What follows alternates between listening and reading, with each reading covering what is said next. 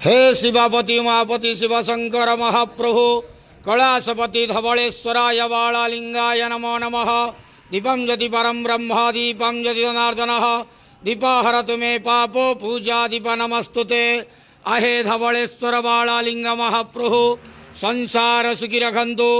आज भाद्रव मास कृष्ण पक्ष शुभ शनिवार रे समस्त श्रद्धालु भक्त मानक आश्रीपद करंतु मनस्कामना पूर्ण करंतु कर्म क्षेत्रोन्नति करंतु ग्रहरिष्ठ खंडन करंतु जगतर मंगल करंतु विश्वर कल्याण करंतु आपणकर नाम विख्यात करंतु सेवकर डाके श्रवण करंतु समस्त गुआवसा भक्त मानकर मनस्कामना पूर्ण करंतु। बाबा धवलेश्वराय बालालिंगाय नमो नमः। संसार सुखी रखंतु आनंद के वार हरि बोलो।